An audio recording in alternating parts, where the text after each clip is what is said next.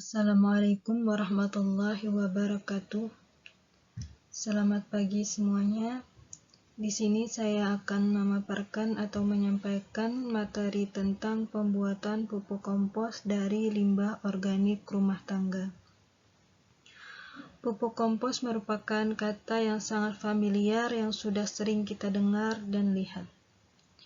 Teknologinya pun juga sudah banyak digunakan, namun saat ini masih banyak terbatas yang menggunakannya.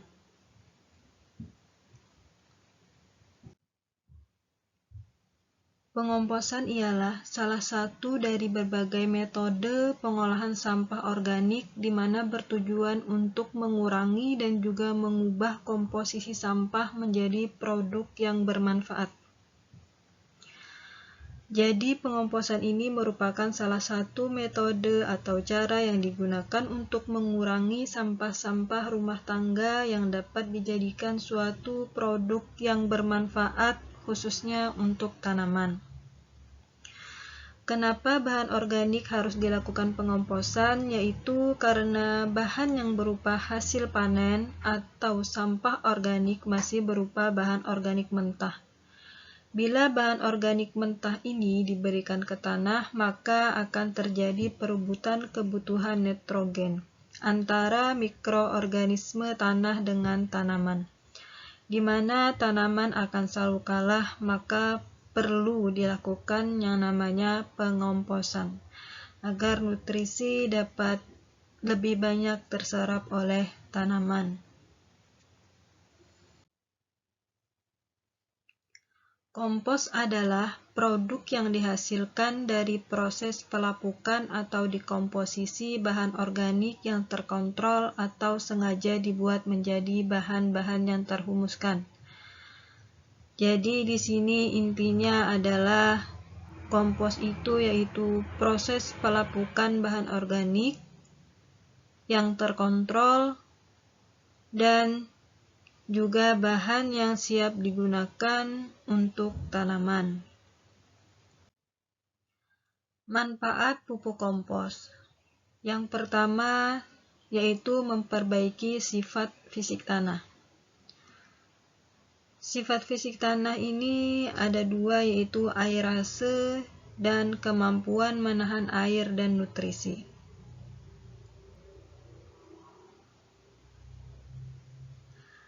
Yang pertama, aerasi. Aerasi tanah adalah kandungan oksigen dalam tanah. Kenapa tanaman memerlukan oksigen? Karena oksigen dalam tanah diperlukan berhubungan dengan molekul yang dapat diserap tanaman. Yang kedua, kemampuan menahan air dan nutrisi. Di mana dengan kita menambah kompos secara bersamaan, maka akan menambah pori-pori di dalam tanah. Pori-pori ada dua, yaitu pori-pori makro dan pori-pori mikro. Pori-pori makro terjadi saat pengolahan tanah, dan pori-pori mikro yaitu pada saat penambahan pupuk kompos. Sifat dari dua macam pori-pori ini yaitu apabila pori makro terisi air, maka air dapat terpengaruh oleh gaya gravitasi bumi, sehingga air akan terus merembes ke bawah sampai tidak terjangkau akar. Jadi jika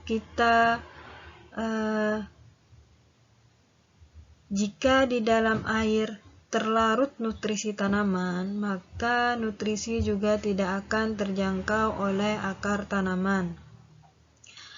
Hal ini berbeda dengan pori-pori mikro, yang mana jika terisi air, maka air tidak akan terpengaruh oleh gravitasi bumi dan tetap tersimpan dalam pori. Jika di dalam air terlarut nutrisi, maka tanaman akan bisa menjangkaunya dan dapat diserap oleh tanaman, sehingga tanaman dapat tumbuh dengan baik.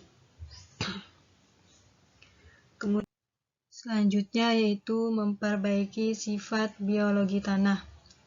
Jika dilihat dari aspek biologis, pupuk kompos memberikan manfaat untuk meningkatkan jumlah mikroba tanah. Aplikasi kompos membantu pembentukan struktur tanah yang baik. Yang mana kompos di sini adalah tempat hidup dan berkembang biaknya mikroorganisme. Jadi dengan penambahan kompos ke tanah atau ke dalam media tanaman, maka kita dapat meningkatkan mikroorganisme atau menambah mikroorganisme yang bermanfaat, baik dari jenis cendawan atau bakteri. Selanjutnya yang ketiga yaitu memperbaiki sifat kimia tanah. Kompos yang terbuat dari bahan organik juga mengandung unsur hara makro dan mikro yang dibutuhkan tanaman. Pupuk kompos dapat menyumbang nutrisi makro seperti unsur N, unsur P, ataupun unsur K, meskipun dalam persentase yang kecil. Dan pupuk kompos memberikan unsur mikro yang lengkap yang tidak disumbangkan oleh pupuk anorganik. Yang mempengaruhi proses pengomposan, yaitu yang pertama aerase. Aerase adalah kandungan udara yang sangat diperlukan dalam proses pengomposan. Kandungan udara ini menjamin proses aerob pada pengomposan. Kenapa harus ada udara? Karena proses pengomposan dengan oksigen menghasilkan bahan dan nutrisi yang bisa langsung diserap oleh tanaman.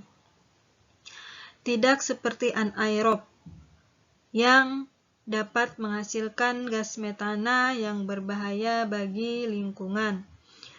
Kemudian yang kedua yaitu kelembapan. Kelembapan kompos ini berkisar antara 50 sampai 60% dalam proses pengomposannya.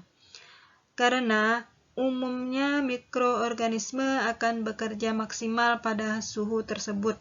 Jika terlalu kering, aktivitas mikroorganisme akan terhambat. Kalau terlalu basah, maka akan beralih menjadi anaerob. Kemudian yang ketiga yaitu ukuran bahan. Ukuran bahan ini semakin kecil ukuran bahan, maka akan semakin cepat proses pengomposan. Pengecilan ukuran dengan tujuan yaitu untuk memperluas permukaan bahan yang bersentuhan dengan mikroorganisme. Kemudian yang keempat yaitu suhu dan temperatur. Suhu atau temperatur ini sangat berpengaruh terhadap aktivitas proses pengomposan. Suhu yang dikehendaki yaitu berkisar antara 45 sampai 60 derajat Celcius. Kemudian yang kelima yaitu penggunaan aktivator dan dekomposer. Berhubungan dengan organisme yang membantu dalam proses pengomposan, dengan adanya aktivator dalam pengomposan ini, maka akan mempercepat dekomposisi bahan organik sehingga proses pengomposan akan lebih cepat. Dekomposer yang contohnya yaitu bisa menggunakan EM4. Kemudian yang selanjutnya yaitu mengetahui kematangan kompos. Yang pertama yaitu temperatur. Temperatur akan menurun pada akhir proses pengomposan. Yang kedua yaitu tidak ada aktivitas serangga atau larva pada akhir pengomposan.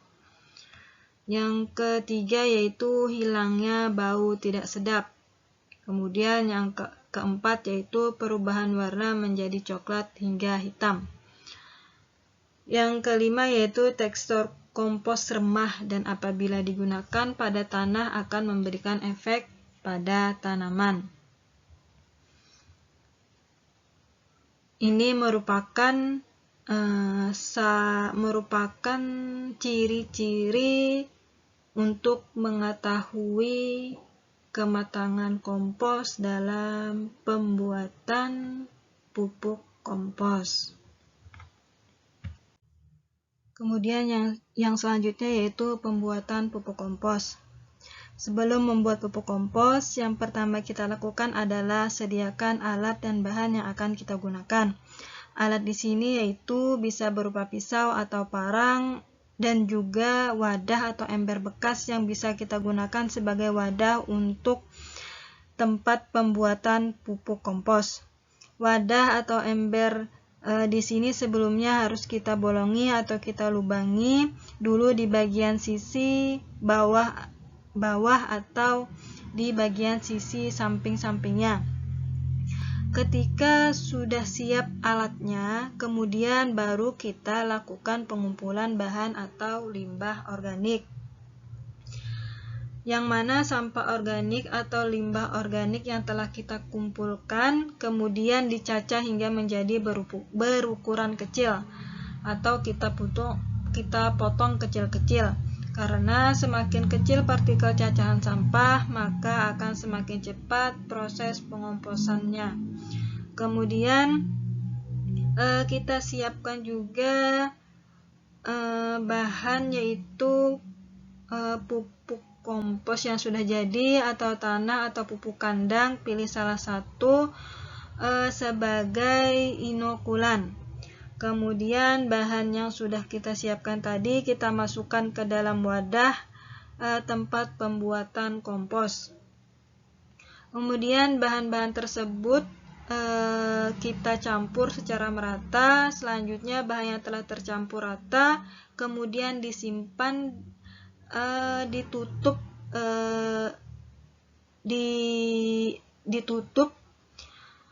rapat dan didiamkan selama 2-3 bulan. Kemudian setiap 4 hari sekali atau seminggu sekali bahan diaduk agar aerase atau aliran udara dalam wadah berlangsung dengan baik. Ini adalah salah satu cara pembuatan pupuk kompos yang tanpa menggunakan tambahan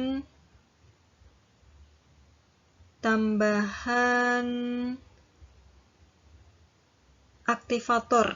Nah, jadi proses pembuatan pengomposannya lebih lama dibandingkan dengan menggunakan penambahan aktivator.